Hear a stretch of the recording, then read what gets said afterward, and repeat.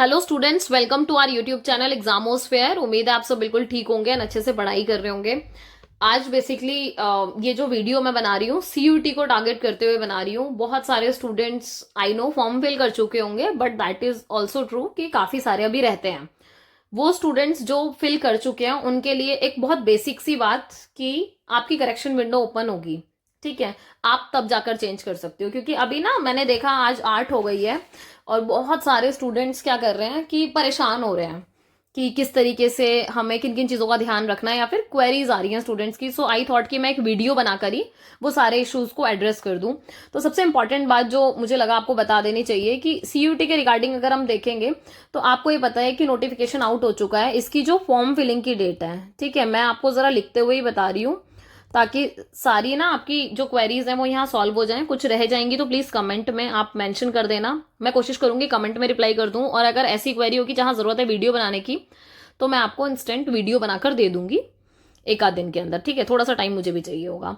So form filling की जो आपकी बेसिकली डेट है, आप ये देखोगे 1 मार्च से है आपकी, ठीक है, और कब तक है 23 मार्च तक है। अब जो मेन बात है 23 मार्च तक, देखो अगर डेट एक्सटेंड नहीं होती है, अक्सर हो जाती है, अगर नहीं होती है तो जिस दिन फॉर्म का लास्ट डे होता है उसके नेक्स्ट डे ही क्या होता है, आपकी करेक्शन विंडो ओपन हो जाती है।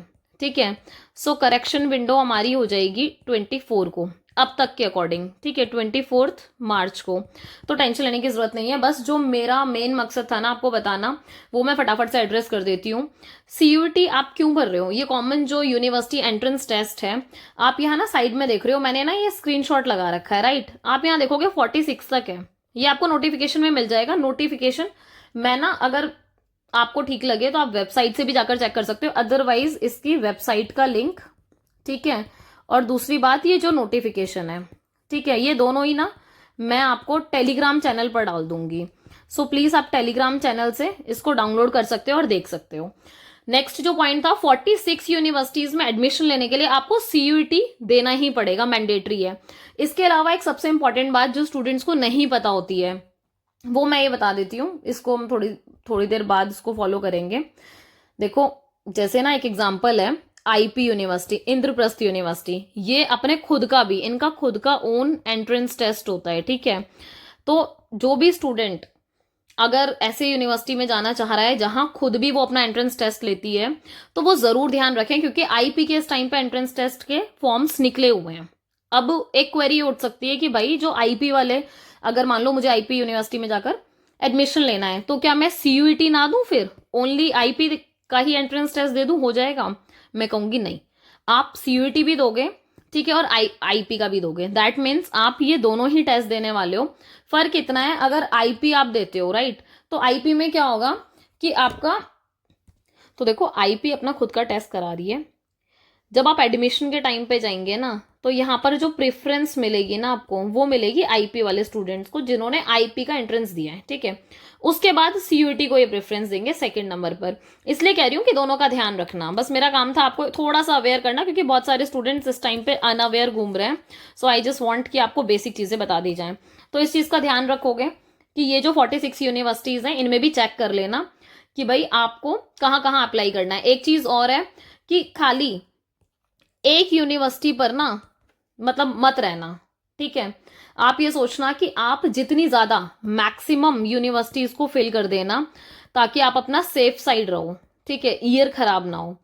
इसके अलावा एक दो जो जरूरी बातें जो मुझे बतानी थी, ऐसा होता है कि मेरी एक स्टूडेंट थी जिसके साथ ऐसा रहा भी थोड़ा सा कि उसको नहीं पता था कि सब्जेक्ट कॉम्बिनेशन कैसे चूज करते हैं। देखो सब्जेक्ट कॉम्बिनेशन के बारे में हालांकि मैं बाद में वीडियो बना दूंगी, अभी जो मेरा मेन कंसर्न है ना सीयूईटी को लेकर, जो आप ना, आप ये देखोगे कि आपने 12th में ना कुछ सब्जेक्ट्स पढ़, 12th में आपके जो सब्जेक्ट्स रहे हैं, ठीक है, आप उन्हीं को ही आप चूज करना। मतलब मेरा कहने का मतलब ये था, जैसे फॉर एग्जाम्पल कोई बच्चा बीए प्रोग्राम करना चाहता है, मैं सिर्फ एक एग्जाम्पल दे रही हूँ, ठीक है, हिस्ट्री प्लस पॉल साइंस उसने सोचा कि मैम मैं तो बीए प्रोग्राम करूंगा या करूंगी, हिस्ट्री और पॉल साइंस को रखूंगी साथ में। ठीक है, अब परेशानी यह है कि बच्चे को ऐसा लगता है, जैसे उस बच्चे ने जो मिस्टेक की थी वो मैं आपको बता रही हूँ, उसकी वजह से वो सीयूटी दे नहीं पाया अपना। उसने क्या किया, जब सीयूटी का फॉर्म फिल कर रहा था वो बच्चा, तो उसने हिस्ट्री और पॉल साइंस ही ये दो सब्जेक्ट चूज किए। उसने ना लैंग्वेज चूज की, ना जर्नल टेस्ट चूज किया, ठीक है।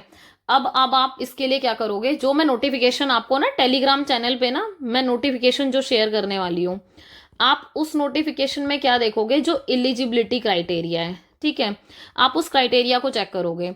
क्योंकि हर एक कोर्स के लिए वहां ना प्रॉपर दे रखा है कि आप जब बीए प्रोग्राम में जाओगे, बीकॉम में जाओगे, कि भाई ये एलिजिबिलिटी क्राइटेरिया है, मतलब सब्जेक्ट के कॉम्बिनेशन लिखे हुए हैं कि आप लिस्ट 1 में से, लिस्ट 2 में से ये चूज करोगे। आ रही है बात समझ में?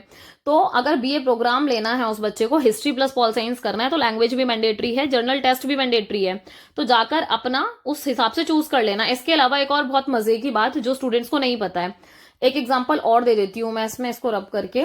जैसे फॉर एग्जाम्पल मान लो मुझे इको ऑनर्स करना है, ठीक है, और मैं रही हूं आर्ट्स की स्टूडेंट, ठीक है। आर्ट्स में मैं आपको एक एग्जांपल दे देती हूँ कि सब्जेक्ट में ना मेरे पास इको था ही नहीं, सब्जेक्ट में इको था ही नहीं, पर मेरे को इको ऑनर्स करना है। तो इस चीज को थोड़ा सा देख लेना अपने एलिजिबिलिटी क्राइटेरिया में, क्योंकि 12th में जो जो आपके सब्जेक्ट्स होंगे ना, सिर्फ उन्हीं सब्जेक्ट्स को ही आप क्या हो, अपने एंट्रेंस दे सकते हो। इसके अलावा आपने मान लो इको का, मैथ्स का, सीयूटी के सब्जेक्ट के थ्रू क्या किया, ये दोनों चूज कर लिया और आपने पेपर देकर बहुत बढ़िया नंबर, मान लो फुल में से फुल मार्क्स भी ले लिए सीयूटी के एग्जाम के थ्रू। जब आप एडमिशन लेने जाओगे, जैसे खास तौर से ड्यू में ऐसा होता है कि वाइल टेकिंग एडमिशन वो क्या करेंगे, वो ये देखेंगे कि भाई बच्चे ने सीयूटी में क्या क्या दिया, बच्चे ने इको दिया, मैथ्स दिया, इको ऑनर्स के लिए मैंडेटरी है, ठीक है, लैंग्वेज भी ले ली बच्चे ने, ठीक है, जनरल टेस्ट भी ले लिया। अब वो ये देखेंगे क्या ये सब्जेक्ट इको और मैथ्स उसने आर्ट्स में, मतलब 12th क्लास में पढ़ा था। अगर उसने नहीं पढ़ा है ना ये इको और मैथ्स, मान लो इको और मैथ्स नहीं पढ़ी मैंने, तो मैं एलिजिबल नहीं होंगी। तो हर यूनिवर्सिटी का अपना अपना क्राइटेरिया है। मुझे लगा ये ऐसी बेसिक बातें हैं जो आपको नोटिफिकेशन में नहीं मिलेंगी, राइट। तो आई थॉट कि एक बार मैं आपको ये कन्वे कर दूं, क्योंकि ऐसे मेरे काफी स्टूडेंट्स हैं जो ड्यू में पढ़ रहे हैं अभी, और जिन्होंने ये चीज सफर की। जैसे उस बच्ची का मैंने एग्जाम्पल दिया कि उस बच्ची को नहीं पता था, तो आज वो ड्यू का पार्ट नहीं है, उसको ड्यू से करना था, तो अल्टीमेटली साल बचाना था, तो इसलिए वो किसी और यूनिवर्सिटी से कर रही है, राइट। तो आई डोंट वांट कि एक भी स्टूडेंट आप में से कोई ऐसी हरकत कर दे कि भाई मेरे को कोई भी ऑनर्स करना है वट, ठीक है, तो आप ये गलती मत कर देना कि वो 1-2 पेपर देकर काम खत्म करो। भैया लैंग्वेज मस्ट है, जनरल टेस्ट मस्ट है, तो जरा देख के, सोच समझ के, विचार करके तभी फॉर्म फिल करना, पूरी रिसर्च वर्क करके। ये एक बेसिक बात थी जो मुझे बतानी थी आपको। इसके अलावा आप, जो मैं आपको पीडीएफ शेयर करूंगी ना, ये जो नोटिफिकेशन मैं कह रही हूँ टेलीग्राम पे, आप ना इसका पेज नंबर, ये रहा पेज नंबर 33 और 34 पे गिवन है, ठीक है। आप इसमें देखोगे, आई थिंक शायद ये क्लियर होगी, नहीं तो मैं यहाँ साइड में बता भी देती हूँ। इसमें ना जो आपको चांस मिल रहे हैं लैंग्वेज के लिए, टोटल 13 लैंग्वेज है, ठीक है। और जो डोमेन है, डोमेन मतलब समझ रहे हो, जो आपके मेन सब्जेक्ट्स हैं वो 23 हैं, और एक आपका हो गया जर्नल एप्टीट्यूड का टेस्ट, ठीक है। ये तो कॉमन ही है, जिसमें मैथ्स, रीजनिंग वगैरह कॉमनली पूछी जाती है, ठीक है। सो आप ना इस चीज का ध्यान रखना, जो भी आपकी लैंग्वेज पे पकड़ होगी, आप भाई उस लैंग्वेज को चुनो, चाहे हिंदी हो या इंग्लिश हो, कोई दिक्कत नहीं है। बस क्राइटेरिया अपना चेक करके प्रॉपर, सब कुछ नोटिफिकेशन में है, 90 पेजेस का है नोटिफिकेशन, ठीक है। और मैं ये नोटिफिकेशन ना अभी तुरंत वीडियो डालते ही टेलीग्राम चैनल पर शेयर करूंगी। और टेलीग्राम चैनल कौन सा है, ये है आपका टेलीग्राम चैनल, ठीक है, एग्जामोस्फेयर बीए ग्रेजुएशन। ऑल्दो ये जो चैनल है बीए ग्रेजुएशन वालों का है, क्योंकि यहाँ उन्हीं का मटेरियल है, क्योंकि जो भी मैं पढ़ाती हूँ वो सारा यहीं डालती हूँ, ठीक है, उसके सारे लिंक्स। पर ऑब्वियसली अब आप भी इसका पार्ट बनने वाले हो, सो मैं इसी ग्रुप पर आपको सारी अपडेट दूंगी। कुछ भी क्वेरी होगी तो प्लीज हेजिटेट मत करना, फटाफट से कमेंट्स में पूछना, गलत फॉर्म मत भरना, बहुत तसल्ली के साथ भरना। 1-2 बेसिक बातें और थी जो मुझे अभी याद आई, ओबीसी की बात। जो भी स्टूडेंट ओबीसी वाले हैं ना, प्लीज इस चीज का ध्यान रखना, 2 लेयर है आपकी, है ना। एक तो आपकी क्रीमी लेयर है, एक होता है non creamy layer. Non creamy layer समझ रहे हो, जिनकी जो एनुअल इनकम होती है ना वो 8 लाख से कम होती है, ठीक है। इससे कम होगी ना, 8 लाख से कम, वो एनसीएल में आएंगे नॉन क्रीमी लेयर में, और क्रीमी लेयर में आएंगे जो इससे ज्यादा है। तो अगर ओबीसी का बेनिफिट उठाना है तो आपके पास ना सिर्फ और सिर्फ एनसीएल होना चाहिए, क्रीमी लेयर को कोई बेनिफिट नहीं मिलेगा, ठीक है, चाहे वो मार्क्स के बिहाफ पर हो या सीट्स के क्राइटेरिया में हो, वो सारी चीजें आप देख लेना। सबसे इंपॉर्टेंट बात, इसको रिन्यू करा लेना। और जब आप रिन्यू कराने जाओगे, एसडीएम ऑफिस होता है, आई होप आप सबको पता होगा, नहीं पता तो बता देती हूँ, ये रिन्यू होगा एसडीएम ऑफिस। जब आप फॉर्म फिलिंग करोगे ना, तो प्लीज वहां लिख देना सेंट्रल लेवल ओबीसी रिन्यू, ठीक है, फॉर्म के ऊपर ही लिख देना। ये ऐसी बातें आई डोंट थिंक कि किसी ने बताई होंगी, क्योंकि बहुत सारे स्टूडेंट सफ़र करते हैं, हम लोगों ने भी अपने टाइम पर सफ़र किया था, ठीक है। हालांकि आज तो ये CUT वगैरह हो गया, उस टाइम पे सब नहीं होता था, न्यूज़पेपर में कट ऑफ आती थी। पर ये वाली बात सही है कि ये प्रोसेस हमेशा चलता आया है कि OBC का उनको हमेशा रिन्यूड चाहिए होता है सर्टिफिकेट। सो प्लीज़ इस चीज़ का ध्यान रखना कि आप अपने रिन्यूड सर्टिफिकेट बनवा लेना NCL के टाइम से ही। 14 डेज में बनते हैं ये, पर जैसे भले ही आपके पास 23 तक का टाइम है, पर मैं वही कहूँगी एक एप्लीकेशन लगाना और एप्लीकेशन में लिखना कि अर्जेंट बेसिस पे चाहिए फॉर CUT, तो वो लोग बना के दे देंगे टाइम से। तो इस काम को ज़रूर करा लेना, क्योंकि NCL अपडेटेड होगा तभी आप बेनिफिट अवेल कर पाओगे। सो ये बात एक बहुत ज़रूरी थी, मुझे लगा बता देनी चाहिए। जो भी स्टूडेंट्स ये सोच रहे हैं कि OBC का बाद में रिन्यू करा लेंगे, अभी जर्नल से भर देते हैं, बहुत नुकसान करोगे। एड ऑन भले ही हो जाए, पर आप ये देखो कि अगर कोटा मिल रहा है, बेनिफिट मिल रहा है, तो प्लीज़ अवेल दैट, ठीक है। जो भी ज़रूरतमंद है, आई एम नॉट सेइंग कि जो कर सकते हैं डेफिनेटली छोड़ दो, कोई दिक्कत नहीं है, पर जिनको ज़रूरत है वो प्लीज़ कर दे, क्योंकि स्कॉलरशिप वगैरह आप अवेल इन्हीं के ही बिहाफ पे कर पाओगे, क्योंकि आपका OBC एक बार चढ़ जाएगा तो वो परमानेंट रहेगा आगे तक पूरे 3-4 साल के लिए, ओके। मतलब जो भी 4 ईयर वाला करेंगे या 3 ईयर वाला, वो डिपेंड करता है कोर्स टू कोर्स, राइट। सो ये बेसिक इन्फॉर्मेशन थी, बाकी कोई परेशानी वाली बात नहीं है। इस चीज़ के लिए ये कहूँगी मैं कि आप ना अपनी साइड से जो भी चीज़ें होंगी वो सब प्रिपेयर करके तभी फॉर्म फिलिंग करना, क्योंकि अभी टाइम है। एक बात और थी जो लास्ट मुझे लगा कि ये भी कह देनी चाहिए, जो ऑनर्स वाले स्टूडेंट है ना, ठीक है, ये बात सही है कि ओनली ऑनर्स वाले स्टूडेंट्स जर्नल टेस्ट ना दें तो चलेगा। पर एक बात और सुन लो, मैं ये एडवाइस दूंगी, जब आप फॉर्म फिलिंग कर रहे हो ना CUT का, तो वहां पर ना वो पूछेगा, ठीक है, कि आप कौन कौन से मतलब कोर्स के लिए अप्लाई कर रहे हो। तो कोर्स भरते हुए बहुत सारे स्टूडेंट क्या करते हैं, जी मैं तो ना सिर्फ ये 2 कोर्स करूंगी, या तो मैं पॉल साइंस ऑनर्स, एग्जाम्पल दे रही हूँ, ठीक है, कि पॉल साइंस ऑनर्स कर लूंगी, या फिर मैं सोच रही हूँ कि मैं हिस्ट्री ऑनर्स कर लूंगी, ठीक है, इसके अलावा तो और कुछ मुझे करना नहीं है। भैया सेफ साइड के लिए, साल खराब ना हो, ठीक है, BA प्रोग्राम भी भर दो अपनी साइड से, ठीक है, और भी कोर्स भर दो जो जो तुम्हें लगते हैं कि हाँ भाई हम कर सकते हैं, कम से कम साल खराब ना हो। लैंग्वेज भाई इतना स्कोप होता है ना भर भर कर, हिंदी ऑनर्स और इंग्लिश ऑनर्स का, मैं सही बता रही हूँ, किसी चीज़ का इतना स्कोप नहीं है जितना स्कोप लैंग्वेज से ऑनर्स करने का है, ठीक है। इन ऑनर्स को मैं वो नहीं कर रही हूँ, ठीक है, कि भाई कम वैल्यू है जो भी है, बट हाँ कंपैरिजन करोगे तो डेफिनेटली हिंदी और इंग्लिश ऑनर्स लैंग्वेज का भाई सब अपना ही हो रहा है, ठीक है।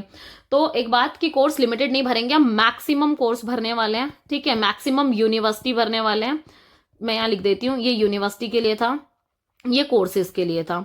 कोर्सेज वाली बात इसलिए बताई थी कि जब ऑनर्स वाला बच्चा ये देखेगा कि भैया जनरल टेस्ट उतना इंपॉर्टेंट नहीं है, जब आप CUT का पेपर देने जाओगे, जैसे लैंग्वेज भरोगे, ठीक है, सब्जेक्ट डोमेन भरोगे, तो मैं एक सिंपल सी एडवाइस दूंगी आपको इस टाइम पर कि भाई एक पेपर जनरल टेस्ट का भी प्लीज दे आना, घटोगे नहीं, ये गारंटी है। बस एक सेफ साइड के लिए रास्ता खुला रहेगा, कम से कम फंसोगे नहीं, ठीक है।